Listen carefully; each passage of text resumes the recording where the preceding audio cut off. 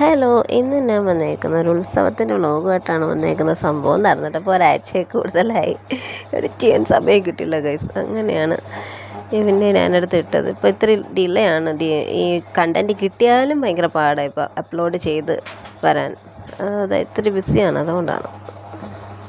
അങ്ങനെ ഇതെന്ന് എൻ്റെ വീടിൻ്റെ അടുത്തുള്ള കുന്നത്താങ്കാവ് എന്ന് പറഞ്ഞൊരു സ്ഥലത്ത്, അത് ഇരവരം തന്നെയാണ്, പക്ഷേ കുന്നത്താങ്കാവ് എന്ന് പറയും. അവിടെയാണ് ലാസ്റ്റ് ഉത്സവം വന്നത്. ഒരു വിഷ്ണു എൻ്റെ അമ്പലമാണ്. അപ്പോൾ അവിടെ നമ്മൾ ഉത്സവം കാണാൻ വേണ്ടി പോയതാണ്. എൻ്റെ ദൈവമേ, അവിടെ ചെന്നപ്പോൾ ദയ കിടക്കുന്ന മഴയത്തൊരു ഉത്സവം ആദ്യമായിട്ടാണ് നമ്മളുടെ ഈ ഒരു ഏരിയയിൽ ഞാൻ കാണുന്നത്. അങ്ങനെ ഉത്സവം ഫുള്ള് വൈകുന്നേരം കംപ്ലീറ്റ് മഴയായിരുന്നു. അപ്പം ഫ്ലോട്ടും കാര്യങ്ങളും ഒക്കെ ഭയങ്കര ലേറ്റായി വന്നപ്പോൾ തന്നെ.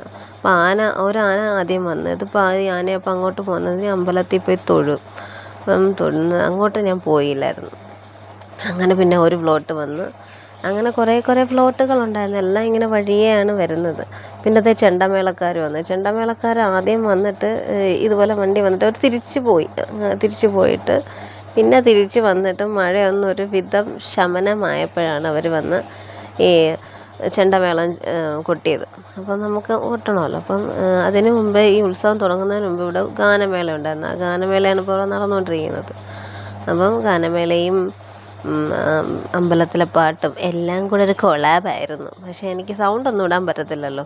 പിന്നെ അത് കഴിഞ്ഞ് ഓരോ പ്ലോട്ടുകളായിട്ട് വരാൻ തുടങ്ങിയപ്പോൾ ഓരോ പ്ലോട്ടിൻ്റെ പുറകെ ഇതുപോലെ ഓരോ ഡാൻസേഴ്സ്, ഭയങ്കര ഡാൻസായിരുന്നു. പക്ഷേ എന്തേലും എനിക്ക് ഇതൊന്നും, ഈ പാട്ടുകളൊന്നും നമുക്ക് ഇടാൻ പറ്റത്തില്ല, കോപ്പിറൈറ്റ് വരും. അതുകൊണ്ട് എനിക്ക് മ്യൂസിക് എല്ലാം മ്യൂട്ട് ചെയ്യേണ്ടി വന്നു ഗൈസ്. ഇത് പൊട്ടിക്കുമ്പോൾ പോലും നല്ല മ്യൂസിക്കും കാര്യങ്ങളുമായിരുന്നു. നല്ല രസമായിരുന്നു. എല്ലാവരുടെയും പുറത്ത് വന്ന് നല്ലൊരു ആഘോഷമല്ലേ ഇതൊക്കെ കാണാൻ തന്നെ.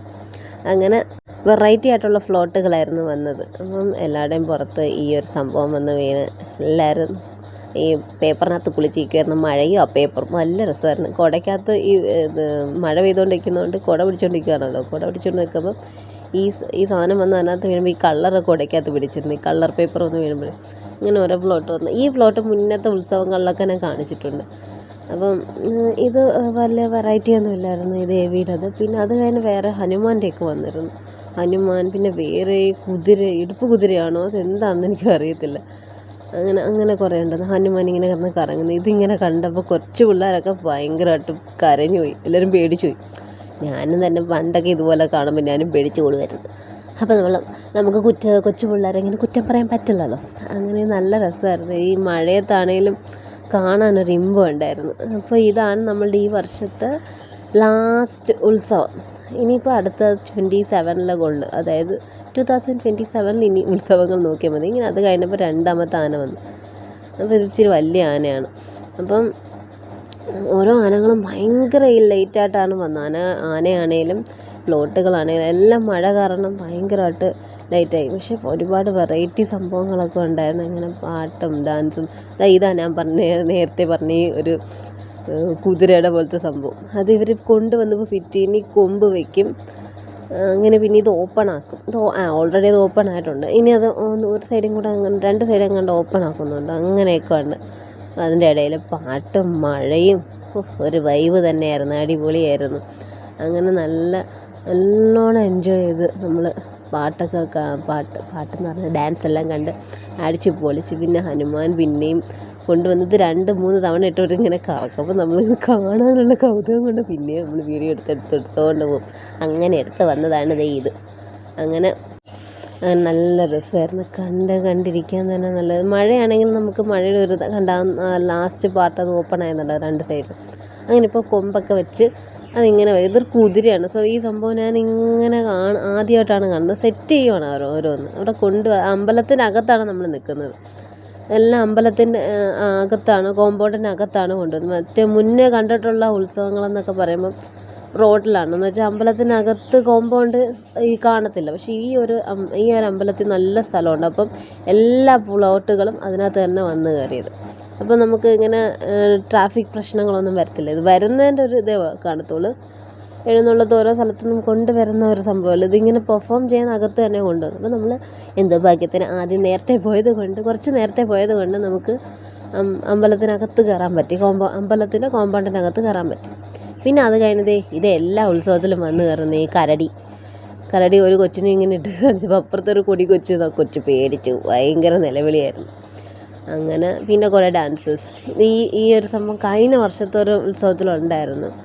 ഈ വർഷത്തെ ഉത്സവത്തിലുണ്ടായിരുന്നു എന്ന് എനിക്ക് അറിഞ്ഞിട്ടുണ്ട്. വേറെ സ്ഥലത്തെ ഉത്സവത്തിൽ. അങ്ങനെ അത് ഞാൻ വീഡിയോ എടുത്തായിരുന്നു. പിന്നെ ആ കഴിഞ്ഞ വർഷത്തിന് ശേഷം ഇപ്പോഴാണ് ഞാൻ അതിനെ കാണുന്നത്. അപ്പം നല്ല രസമുണ്ടായിരുന്നു ഇതിങ്ങനെ ഓരോരിങ്ങനെ ഡാൻസ് ചെയ്യുന്നത് കാണാനും ഓരോന്നും.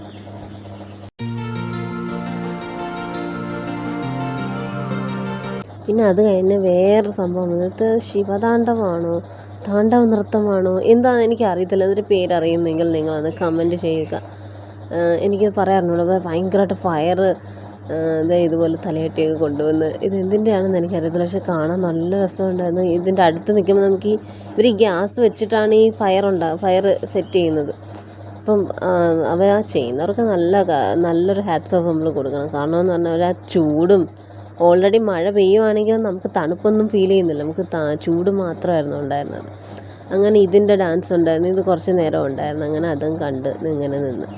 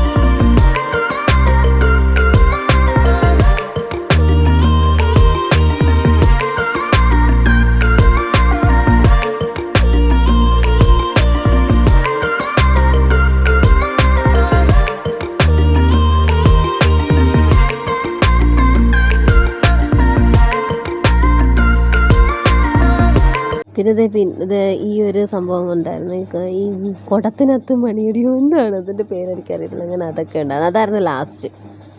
അങ്ങനെ അതെല്ലാം കണ്ടു. നമ്മൾ തിരിച്ച് വീട്ടിലെത്തിയപ്പോൾ 10 മണിയായി. അപ്പോൾ അത്രേ ഉള്ളൂ.